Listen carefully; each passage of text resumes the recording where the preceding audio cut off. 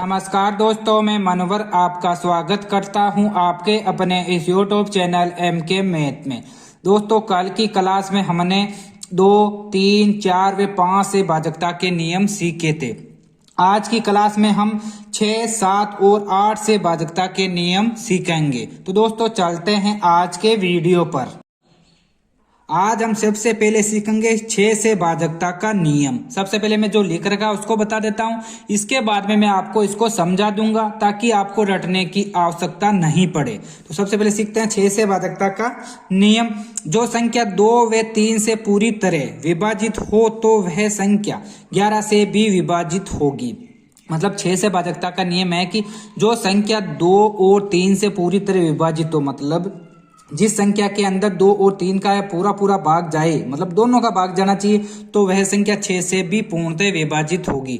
मतलब यदि अपने को देखना है कि 6 का किसी संख्या के अंदर भाग जा रहा है या नहीं, तो यह चेक करने के लिए अपने को 2 और 3 का भाग देना पड़ेगा।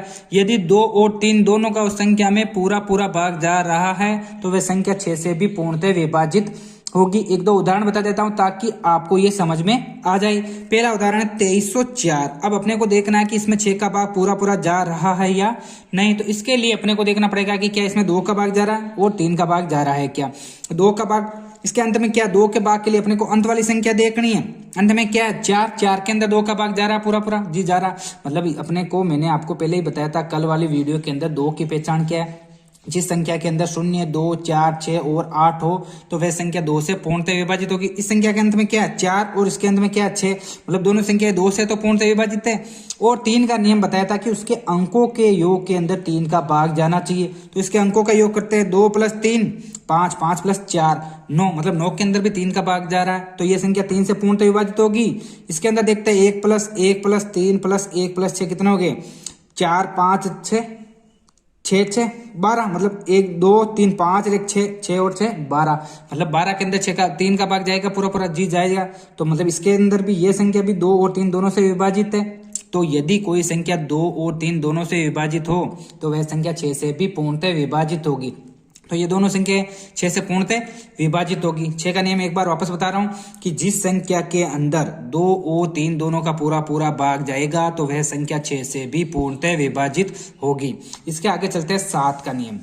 दोस्तों, 7 का नियम थोड़ा बहुत हार्ड पड़ेगा, लेकिन मैं आपको इसको समझा दूंगा, आपको रटने की आवश्यकता नहीं पड़ेगी। सबसे पहले बता रहा हूं इसकी परिभाषा टाइप जो लिख रखा है उसको, इसके बाद में मैं आपको इसको समझा दूंगा। दी गई संख्या के इकाई अंक को दोगुना करके शेष संख्या में से घटाते जाते हैं। यदि शेष संख्या 7 से कट जाए तो वह 7 से भाज्य हो जाएगी, अन्यथा नहीं। मतलब 7 का नियम क्या है, जो भी संख्या दे रखी उसका इकाई अंक कहने का मतलब अंत वाला अंक, उस अंत वाले अंक को दोगुना करना और शेष अंकों में से उसको घटाना। और यदि जो बार ये घटाने की प्रक्रिया बार दोहरानी हो और जब लास्ट में एक अंक बच जाए तो उसमें देखना क्या उसमें 7 का भाग जा रहा है क्या। यदि उसके अंदर 7 का भाग जा रहा है तो वह संख्या भी 7 से पूर्णतः विभाजित होगी। 7 के नियम के अंदर अपने को क्या करना है, जो इकाई अंक या पहला अंक के अंत से उसको दोगुना करना और शेष अंकों में से घटाना है। ये प्रक्रिया बार दोहरानी है और लास्ट का जो अंक बचेगा उसमें 7 का भाग देना है। यदि पूरा जाएगा 7 का भाग तो वह संख्या भी 7 से विभाजित होगी, और नहीं जाएगा तो वह संख्या 7 से विभाजित नहीं होगी। एक उदाहरण बता रहा हूं ताकि आपको यह समझ में आ जाए। उदाहरण क्या, अपने पास 10,885।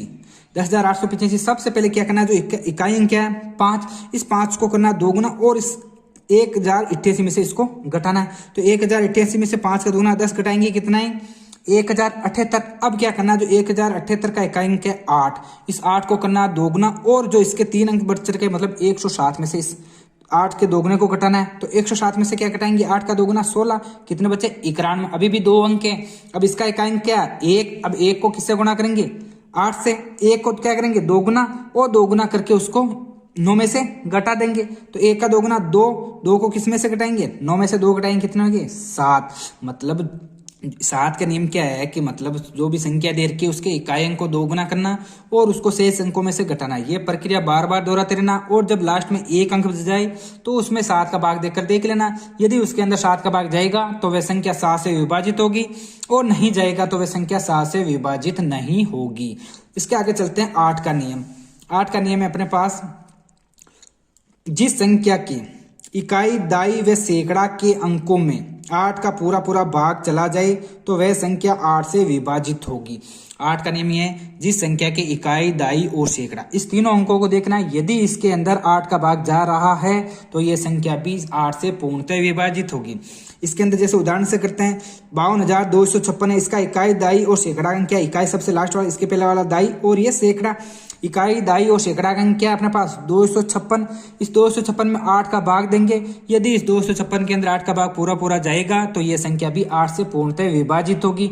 256 के अंदर 8 का भाग पूरा पूरा जाएगा तो ये संख्या 8 से विभाजित होगी, अन्यथा नहीं। मैंने आज के वीडियो में आपको 3 नियम बताए थे, 6, 7 और 8 का। इसके मैं आपको वापस रिवीजन करवा देता हूं ताकि आपको रटने की आवश्यकता नहीं पड़े। 6 का नियम के अंदर अपने को क्या करना है? 2 और 3 का भाग देना है। यदि 2 और 3 का भाग पूरा पूरा जा रहा है तो वह संख्या 6 से भी पूर्णतः विभाजित होगी। इसके बाद में 7 का नियम क्या बताया था? इकाई अंक को दोगुना कीजिए और शेष अंकों में से घटाते जाइए, और लास्ट में जब एक अंक बचे तो उसके अंदर 7 का भाग दीजिए।